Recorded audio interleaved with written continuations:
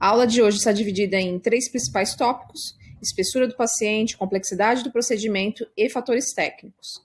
Sendo que no tópico de fatores técnicos nós temos 10 formas aí de reduzir a dose.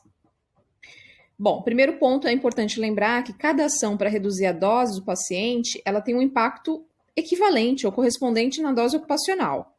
Se eu reduzo a dose do paciente, eu vou reduzir a dose ocupacional. Porém, o inverso não é verdadeiro. Se eu reduzir a dose ocupacional, eu não estarei reduzindo a dose no paciente. Além disso, algumas situações eles podem ocasionar o que a gente chama de sensação de segurança. E a equipe pode acabar levando mais tempo para executar um procedimento do que o necessário, e isso acaba também negligenciando a proteção do paciente. Portanto, é bem importante que, além do técnico, do médico ou tecnólogo, nós tenhamos a participação de um físico, né, um físico médico, para que otimize, né, e faça o acompanhamento das doses, tá? Todos esses procedimentos que são sugeridos aqui, eles são sugeridos para otimizar, né? Ou seja, reduzir a dose, mas sem perder qualidade, sem comprometer a qualidade do procedimento, tá? Mas é importante esse profissional exatamente para ele garantir, por meio de cálculos, de dosimetria, quão realmente a dose está sendo reduzida ou otimizada. Bom, o primeiro parâmetro para se otimizar a dose do paciente em fluoroscopia ou radiologia intervencionista é a espessura do paciente. Então, nessa imagem, nós temos diferentes espessuras. Então, aqui nós temos uma anatomia representada com 15 centímetros de espessura até chegando a 30 centímetros. O que a gente pode observar é que quanto maior a espessura que está sendo examinada, eu vou precisar de mais parâmetros técnicos, como maior poder de penetração, maior quantidade de radiação, como KV e MS. E isso vai ocasionar maior dose para esse paciente e, consequentemente, maior dose para os profissionais. Então, sempre que possível, a gente tem que mudar a angulação, a entrada do feixe de raio-x, de forma que a gente consiga diminuir a espessura da estrutura que a gente está analisando. Aqui um exemplo que mostra que quando o feixe de raio-x ele incide sobre a estrutura, naturalmente a gente tem perca da intensidade relativa dessa radiação. Conforme a radiação ela chega nessa região, ela não vai sair com a mesma intensidade. A gente vai ter uma perca ao longo do processo. E é importante lembrar que a entrada de dose na superfície da pele, aqui representada pela sigla em inglês ESD, mas também pode ser representada pela DEP em português, dose de entrada de pele, a gente observa que quanto maior for a espessura, maior vai ser a dose de entrada de pele. Então, aqui, só colocando em unidades sem valor, né, adimensional, nós temos para um paciente de 30 centímetros, ao invés de usarmos uma unidade de dose, a gente está usando aí 8, 12 vezes mais, exatamente porque dobramos a espessura. Além disso, é importante lembrar que existem parâmetros técnicos para auxiliar nisso, como, por exemplo, o controle automático de exposição, tá? Chamado de CAE ou AEC, em inglês. Tá? Esse controle automático de exposição ele tem por objetivo controlar fatores como quilovoltagem, miliamperagem e fazer com que isso seja determinado de forma automática de acordo com a anatomia do paciente, ou seja, de acordo com a espessura.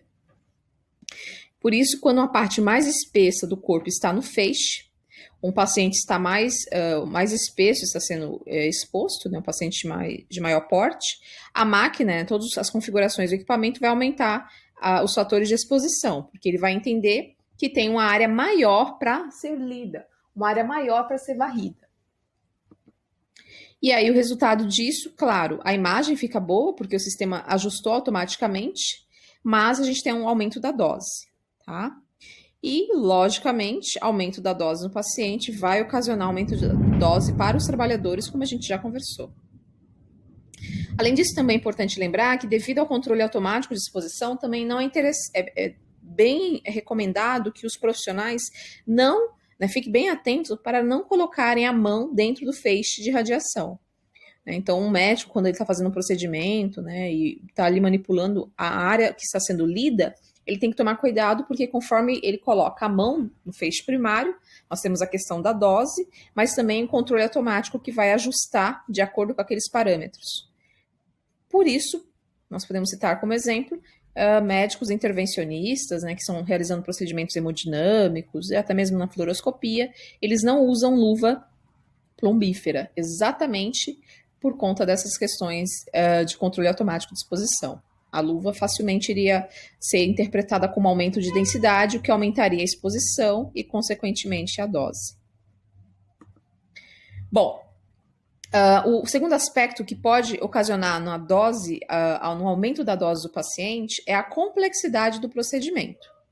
Quando o procedimento ele é mais complexo, isso significa que ele requer mais esforço mental e físico.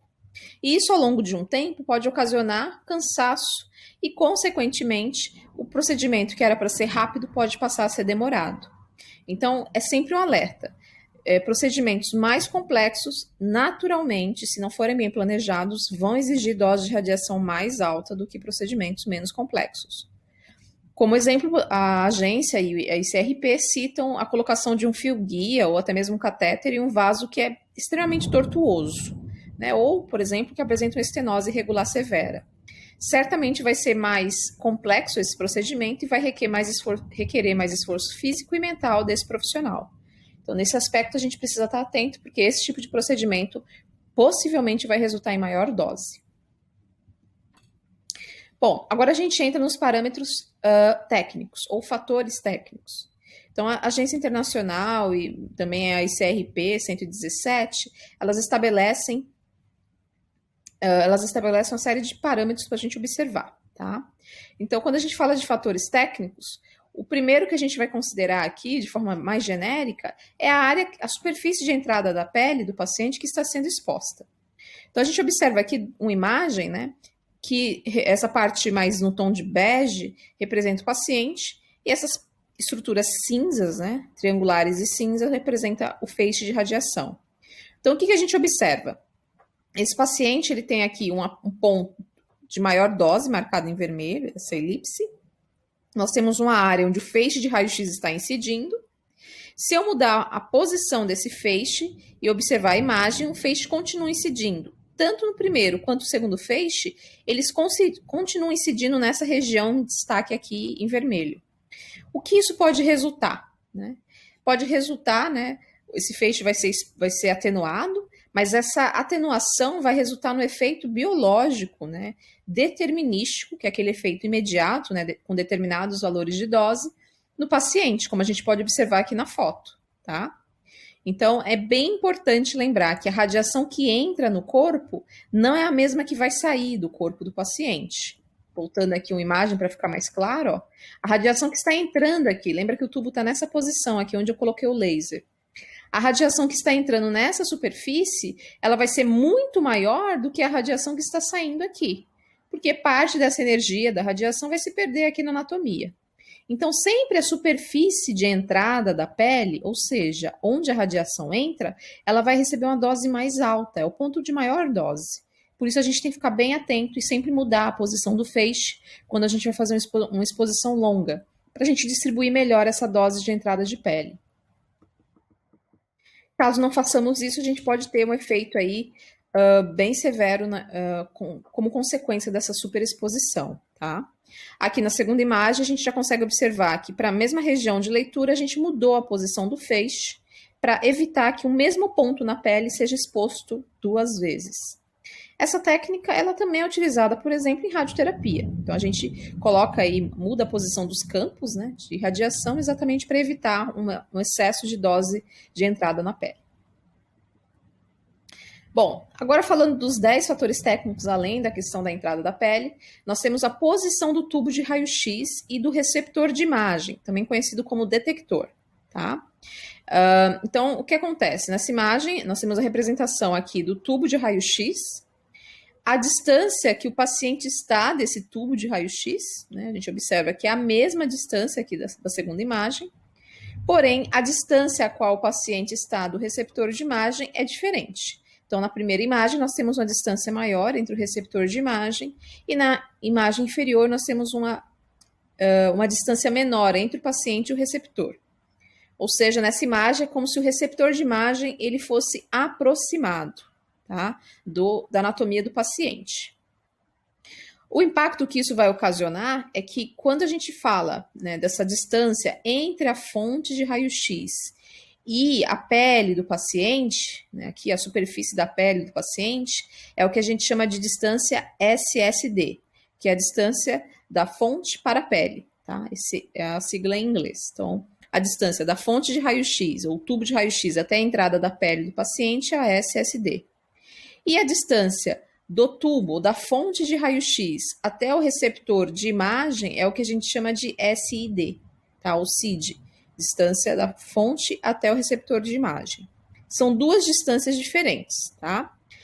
Bom, conforme a gente aumenta, a gente vai ver mais no slide, no próximo slide, mas conforme a gente aumenta essa distância do paciente, da fonte para o paciente, o que acontece é que a radiação na dose de entrada de pele aqui do paciente vai diminuir.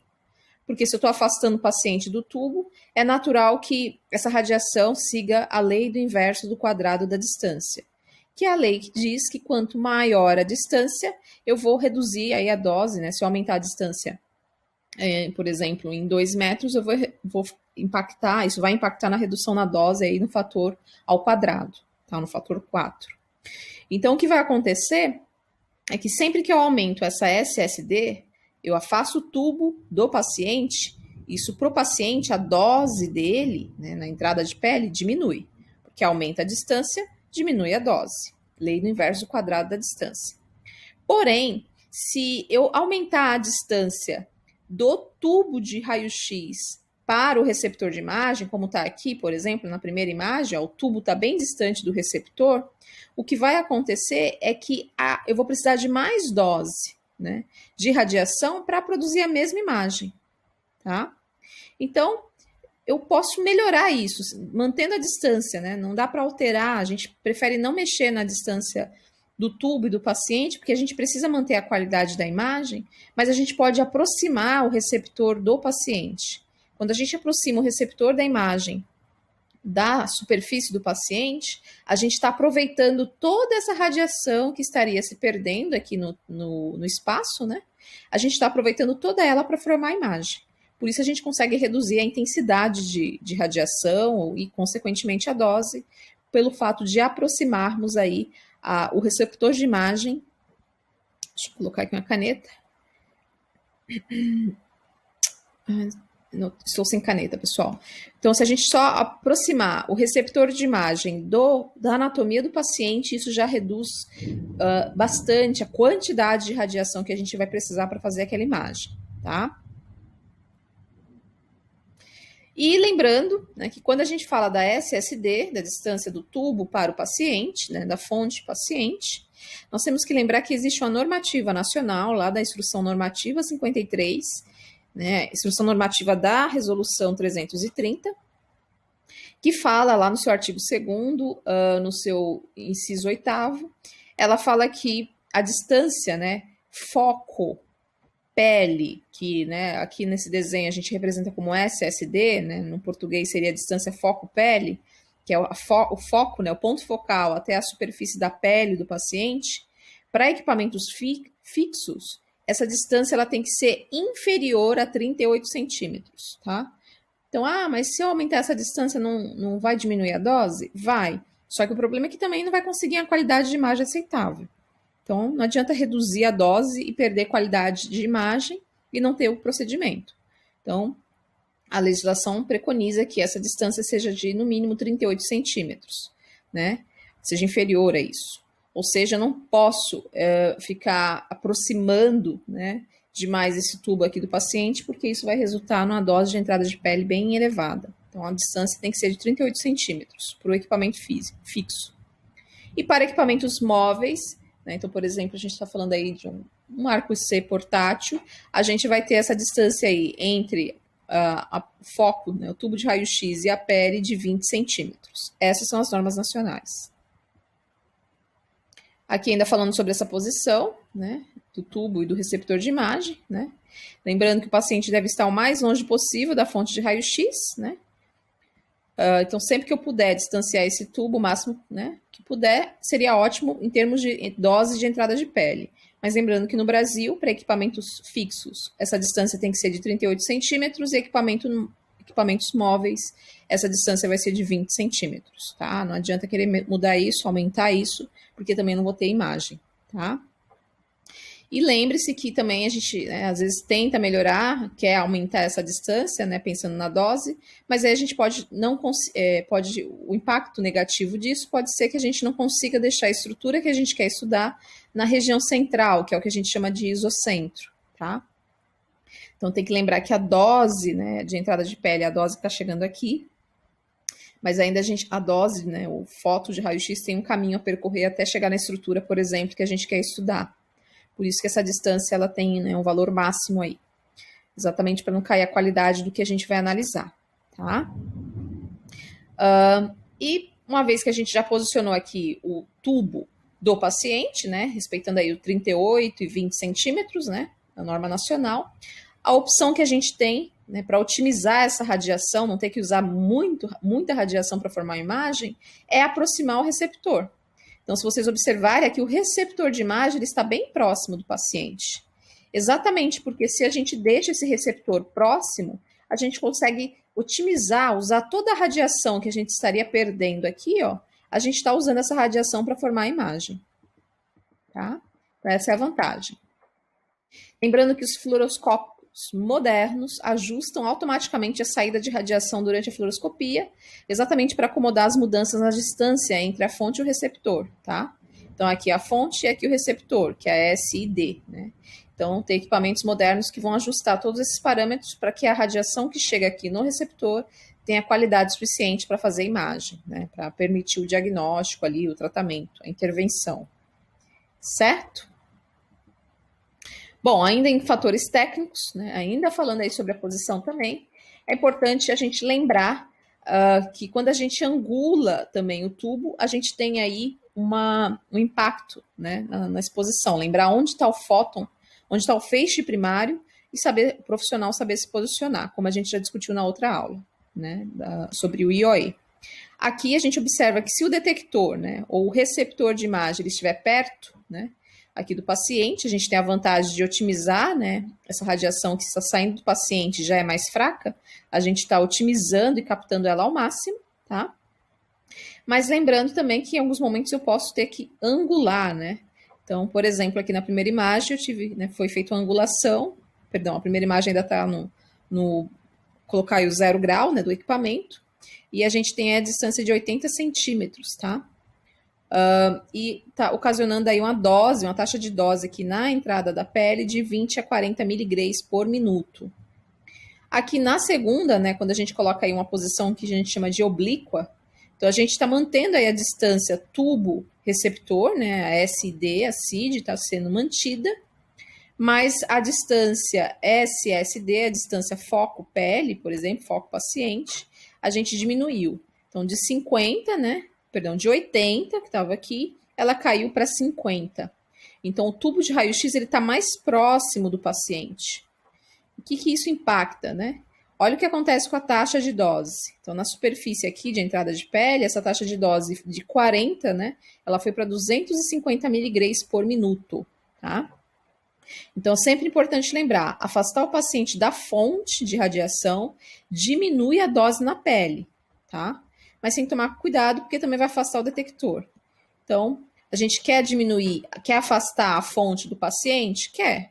Mas a gente tem que lembrar que existem normas nacionais para isso, tá? No Brasil, no máximo 38, e para equipamentos fixos, 38 centímetros, e 20 para equipamentos móveis, tá? Então, não adianta querer aproximar demais a fonte, porque a gente vai aumentar demais a dose, mas também não adianta querer afastar muito, porque a gente vai ter que aumentar a intensidade do fóton para ele conseguir atravessar toda essa estrutura anatômica, tá? E também essa imagem nos ajuda a lembrar por que é importante estabelecer o máximo aí, um mínimo, né, de distância. Por que a gente trabalha aí com os 38 centímetros para equipamentos fixos. Né? Porque se a gente começar a não ter parâmetro nenhum, a gente vai aproximar demais e a consequência é que a gente vai aumentar cada vez mais a dose, tá? E também a questão da angulação. Essa mesma imagem nos permite, né, lembrar que sempre que possível, as posições oblíquas e laterais, que é o que a gente está observando aqui, elas devem ser evitadas, tá? Porque quando a gente faz a posição oblíqua, né, a gente, com um arco em C, por exemplo, a gente vai ter que angular, né, e às vezes devido à geometria ali, o espaço entre o chão e o equipamento, a gente acaba aproximando o tubo do paciente, tá? Claro que às vezes essa posição ela é realmente necessária, mas então a gente deve lembrar dessa imagem. Se eu colocar o equipamento numa posição oblíqua, né, as laterais também, eu vou ter um aumento significativo de dose, exatamente porque eu estou aproximando a fonte da entrada de pele. Então a dose aqui na entrada de pele vai ser maior, tá? Aí, como eu já mencionei, os fluoroscópicos modernos têm um ajuste para isso, para compensar essas alterações, né, essas novas posições, mas nem todos os equipamentos possuem, tá? E lembrando que quando a gente diminui a SSD, a distância foco-pele, né, vamos chamar assim também, vai resultar em um novo aumento de dose. Aproximei, estou colocando mais dose na entrada da pele, tá? Sempre lembrar disso. E outro parâmetro importante também é manter as partes desnecessárias do corpo do paciente fora do feixe de raio-x. Então, olha só que interessante essa imagem. A gente observa a representação aqui do paciente e essas outras elipses, né, aqui ao lado representam os membros superiores, tá? Então, essa é uma imagem retirada aí também da ICRP 117. E olha só que interessante, a gente observa que o tubo de raio-x, né, aqui são incidências em oblíqua, né, a gente sabe que a dose já está maior, porque, né, a fonte está mais próxima e também está atravessando a anatomia, uma anatomia maior desse paciente, né, do que se tivesse totalmente perpendicular. Além disso, né, essa angulação está ocasionando a exposição de um dos membros superiores desse paciente. Ó. Se você observar, vamos colocar aqui o braço dele, né, a região do braço está dentro do feixe primário. E o resultado a gente já consegue, né, prever que é um efeito imediato, né, uma lesão determinística aí da radiação ionizante, tá?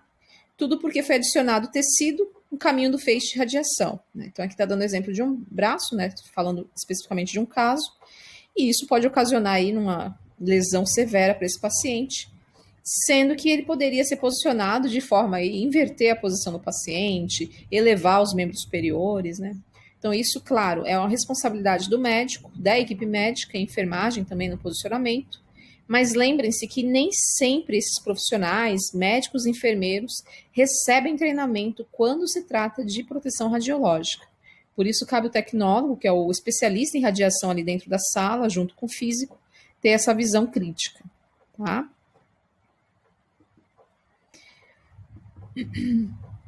Ainda falando sobre fatores técnicos, né? Sempre importante lembrar que a gente vai falar dos modos aí de fluoroscopia, por exemplo, a pulsada e com taxa de pulso baixa, né? A gente vai falar dela, né, de forma que sucinta, mas mais à frente a gente retoma, né? Então, sempre que possível, optem, né, pela fluoroscopia pulsada, né, porque ela tem a menor frequência de pulso, né? A gente pode repetir vários pulsos, mas o tempo de exposição, o tempo de disparo do feixe é menor, né? Porque a gente está fazendo algo ali intermitente, liga e desliga. Então, o tempo de exposição acaba sendo menor. Independente de qual técnica você está usando, a perpendicular ou oblíqua. Sobre a colimação, é extremamente importante lembrar, né? Então, aqui nós temos a imagem A e a imagem B. A colimação, né, para quem não lembra, é a delimitação do campo do raio-x, né, da área de irradiação ali do procedimento. Então, quando eu vou irradiar um paciente, eu consigo delimitar por meio de sistemas, né, de materiais de alta, média densidade, chumbo, alumínio, mas principalmente chumbo, né? A gente consegue delimitar aquela região que vai ser irradiada. A vantagem da gente delimitar ou colimar a região é que a gente melhora a qualidade da imagem. Então, a gente pode observar aqui na imagem A e a imagem B. Então, são duas imagens da mesma região anatômica. Em qual dessas imagens você consegue ver melhor as estruturas dentro aí do retângulo marcado em preto? A imagem A, né? Então a gente consegue ver corpos vertebrais, né, de forma bem mais nítida do que na imagem B. Exatamente porque a colimação está presente. Então, a gente observa todo esse círculo, mas não é toda essa área que está sendo exposta. Então, essa mancha cinza aqui representa uma lâmina, né, parte do colimador, impedindo que a radiação exponha o paciente nessa área. Tá? Então, colimar é bem importante, não só porque melhora a qualidade na imagem, mas também reduz a dose do paciente, e se reduz a dose do paciente, reduz a dose do operador também. Tá? Em fluoroscopia, é importante lembrar que os colimadores devem ser abertos de forma gradativa, tá? Então, você não deixa o campo totalmente aberto e vai fechando. É o contrário, né? Você vai abrindo aos poucos, porque enquanto você está abrindo, se é um sistema antigo, ele está expondo o paciente. Aqui a gente fala um pouco mais sobre a colimação, né? Existe um recurso que chama colimação virtual, tá? Na colimação virtual, eles usam como base a última imagem, né, mantida. Então, a última imagem que foi obtida na fluoroscopia do paciente, designada pela sigla LIH, né, Last Image Hold, ou seja, a última imagem mantida, segurada, vamos pensar assim. Então, por meio dessa última imagem, como se fosse uma fotografia da última posição do paciente, eles já começam a delimitar, por meio dessa linha branca aqui, né, eles começam a delimitar onde estará a colimação. E aí, quando a gente voltar a disparar o feixe, essa área que foi previamente delimitada pela colimação virtual é a área que já vai estar colimada. Então, o que acontece é que essa colimação virtual, ela acaba por reduzir a dose do paciente, né? Já que ela já colima a região a ser estudada antes mesmo dessa região ser exposta novamente. Então, usando recursos tecnológicos interessantes aí. Além disso, né, nós temos aí também aqui a imagem A e a imagem B. Então, a gente consegue observar na imagem A aí a colimação virtual sendo utilizada, né? Então, pegou a última imagem segurada, né, a última imagem mantida, a LIH, e por meio dessa última imagem mantida, já fizeram aí, previamente a colimação do que seria, da estrutura que deveria estar dentro do campo de irradiação. E a imagem B a gente já consegue visualizar aí, de fato, a imagem, a anatomia sendo exposta, mas a colimação já previamente definida. Imagina se eu tivesse primeiro que expor tudo isso novamente para ir ajustando os colimadores, né? Então, eu estaria entregando dose ao paciente. E aqui não, a gente está colimando com base numa imagem congelada, a última imagem que foi obtida. Ou seja, permitindo que o operador, né, reposicione as lâminas do colimador sem submeter o paciente à dose de radiação adicional durante esse ajuste.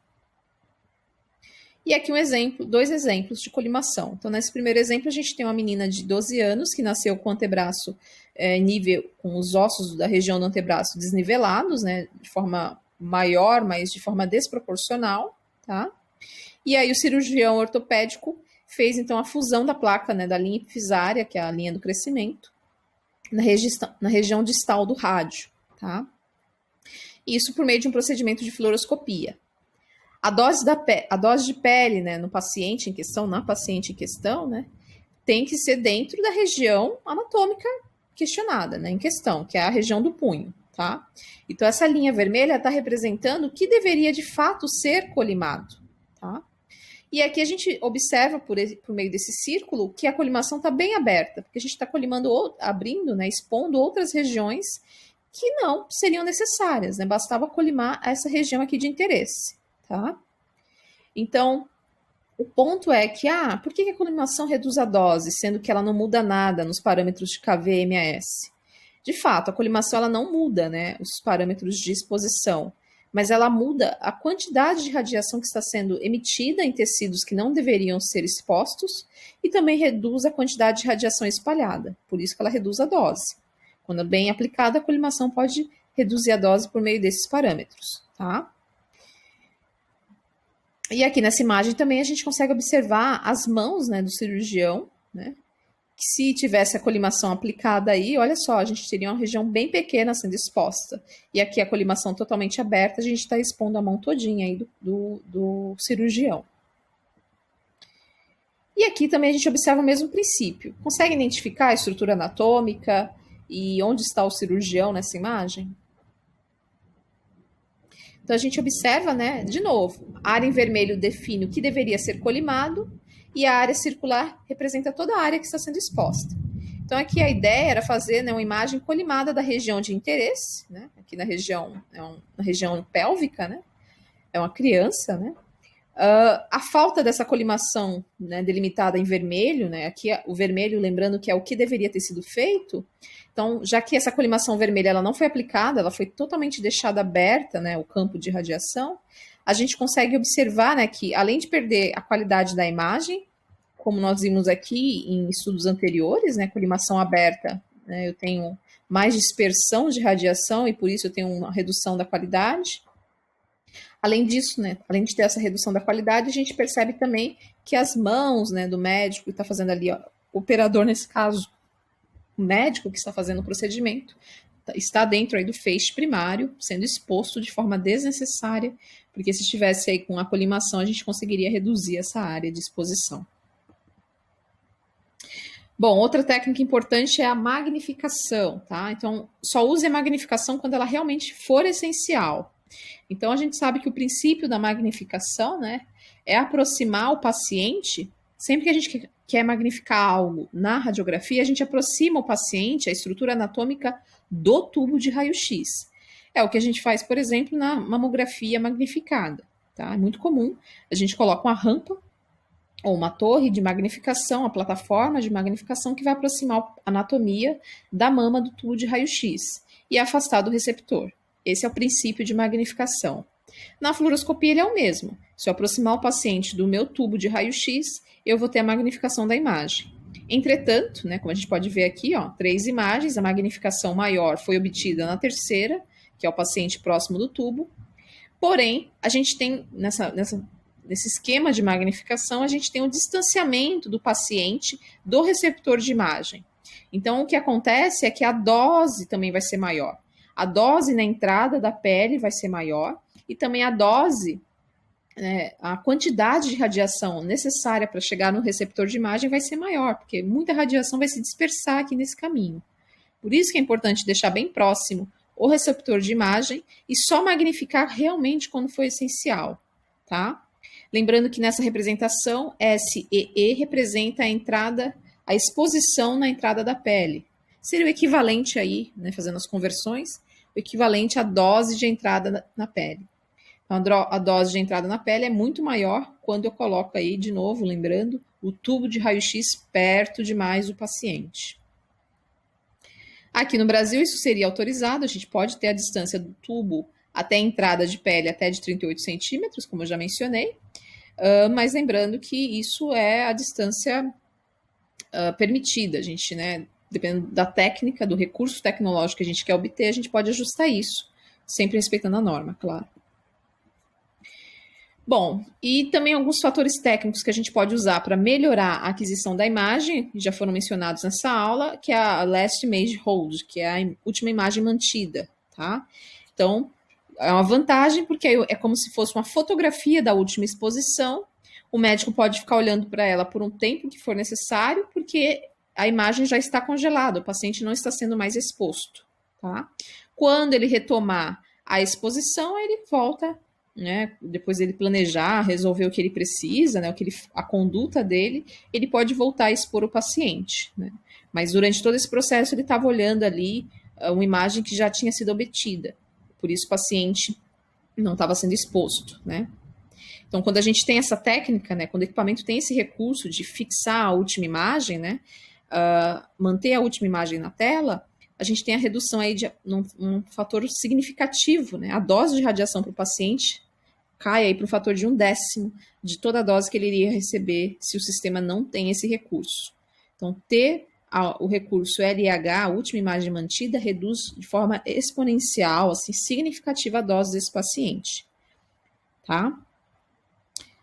Lembrando que se a gente usar essa imagem, né, para demonstrar, né, o achado que o médico precisa ver, a gente não precisa ficar fazendo imagens adicionais, né, ali para fazer um planejamento. A gente usa aquela imagem e depois acaba expondo novamente somente quando necessário, tá? E lembrando que se eu ficasse o tempo todo expondo, né, o equipamento que não tem o Last Image Hold, ele vai usar a técnica de radiografia e fica expondo toda hora o paciente, né, quando você precisa de ver a estrutura anatômica, você fica expondo ele. Então, é por isso que a dose aí aumenta 10 vezes quando eu não tenho a técnica Last Hold Imaging. Por isso também é importante lembrar de minimizar o tempo em fluoroscopia, tá? A melhor forma de minimizar o tempo, além de planejar bem, né, toda a questão da capacidade do profissional, é usar esse recurso da última imagem mantida. E também a gente lembrar que existe a fluoroscopia padrão e a pulsada, né? Então, antigamente a gente usava aí 30 frames por segundo, né? Então, em um segundo ia registrar ali 30 imagens, vamos pensar assim. Hoje, na fluoroscopia pulsada, né? Não a padrão, mas a pulsada, a gente tem captura de 4 frames por segundo. Também permite uma imagem, a imagem vai ter mais ruído, é mais granulada, mas permite fazer a intervenção, a radiologia intervencionista, o método fluoroscópico, da mesma forma, né? E reduz a dose. Ao invés de 30 exposições, eu fiz 4, tá? Então, o número de pulsos também está relacionado ao tempo de fluoroscopia, tá? Então, se em um segundo eu fiz 4 pulsos, 4 imagens, né, 4 frames, perdão, ao invés de 30, com certeza eu estou reduzindo o tempo e a dose de exposição desse paciente. E lembrar sempre de fazer disparos curtos, né? Nunca fazer um disparo longo que fique expondo o paciente. Hoje a gente também já tem recursos que proíbem isso. Tá? E também uma forma de reduzir o tempo é usando a técnica chamada roadmap. O roadmap é uma técnica que permite que, né, por meio de ferramentas de subtração e também da última imagem mantida, ela vai criar uma possível imagem, uma imagem falsa do vaso ou da estrutura que está sendo estudada, principalmente dos vasos, né? Exatamente para antecipar qual é o caminho que o médico vai seguir, sendo que ele não está expondo o paciente. É o próprio sistema que já fez uma pré-captura e traçou ali o caminho do vaso. Então, acaba otimizando, né? O médico está vendo um vaso que, na verdade, é uma imagem falsa, mas que foi criada com base na anatomia do paciente. Então, é como se fosse uma imagem congelada aí, para evitar que o médico fique expondo a cada segundo o paciente para fazer uma intervenção, por exemplo, com catéter. E já na parte final aqui dos fatores técnicos, lembrar que quando a gente ainda fala aí de fluoroscopia pulsada ou padrão, né, a gente tem que lembrar que na fluoroscopia pulsada, né, o feixe de raio-x ele é iniciado e interrompido, por isso que é chamado de pulso. Então, essa imagem, esse gráfico, né, que relaciona a dose com o tempo, ele mostra as duas formas de fluoroscopia. A fluoroscopia contínua, representada por essa barra horizontal, e a fluoroscopia pulsada, representada por essa barra vertical. Então, cada barra dessa, né, é a representação de que a radiação está sendo emitida, e a ausência da barra significa que não tem radiação sendo emitida. Aqui a radiação foi emitida novamente, aqui ela foi interrompida, e aqui ela foi emitida novamente. Isso é fluoroscopia pulsada, tá? Nesse caso, eu tenho 3 pulsos e resulta em 3 imagens, tá? Então, eu tive 3 imagens durante esse período, enquanto que na fluoroscopia contínua, esse tempo todinho eu expus o meu paciente. Eu obtive várias imagens, vários frames, mas eu expus meu paciente de forma ininterrupta, né? Então, por muito tempo eu fiz exposição. É a relação que eu mostro aqui para vocês. Aqui foram 30 frames por segundo, vamos pensar que foram 30 pulsos, e aqui foram 4, né? Então, 30 pulsos para eu ter uma imagem como essa, né, ao todo, e 4 me permite uma imagem como essa. A imagem com 4 frames é muito aceitável, né, e a dose é bem menor. Então, lembrando que a maioria dos fluoroscópicos, né, o operador pode selecionar a taxa de pulso, de forma que esteja no valor de 1 até 30 pulsos por segundo. Então, ainda a gente consegue chegar em 30 pulsos por segundo, tá? Mas aí o operador vai escolher, ele pode fazer com menos pulsos por segundo. E lembrar que a largura desse pulso aqui, ó, quanto mais largo esse pulso for, significa que por mais tempo eu expus o paciente para obter aqueles frames, aqueles quadros, aquelas imagens, tá? E para a criança, por exemplo, a gente tem que fazer esse pulso bem curtinho, porque a criança se movimenta mais, né? Movimentos gerais, e o adulto ele consegue ali segurar por mais tempo, dependendo do procedimento, né? Se ele estiver consciente. Então, a gente pode fazer uma exposição um pouco maior. Bom, sobre o monitoramento de dose do paciente, o penúltimo fator, é extremamente importante que os equipamentos forneçam o relatório de dose que o paciente recebeu ao longo dos procedimentos, tá? Mas é importante lembrar que isso aqui é para acompanhamento e para registro, né, nos prontuários médicos, para que no próximo procedimento intervencionista, o médico que vai fazer a outra intervenção, fluoroscopia, ele tem acesso aos prontuários, ao prontuário do paciente e veja qual foi a última vez, qual foi a última dose que ele fez aí, que ele obteve em radiologia intervencionista, fluoroscopia, tá? Então é um controle médico. O paciente ele não vai entender tudo isso aqui, né? Mas é importante que ele tenha o direito de ter esse relatório, tá? Os fabricantes de equipamento devem desenvolver sistemas exatamente para indicar esses parâmetros, né? O pKa, dose de entrada de pele, produto queima área, né? E é também interessante que a equipe médica, né, e quem vai adquirir a máquina, né, o gestor do serviço, o médico radiologista, também insista para que esse recurso seja disponível. E por fim, lembrar que fatores como KV e MAS também têm impacto, né? Então, voltando àquela imagem lá dos pulsos, a gente tem aqui 25 frames por segundo e aqui 12,5 frames por segundo, né? Então, é só uma representação, aqui não tem todos os 25, né?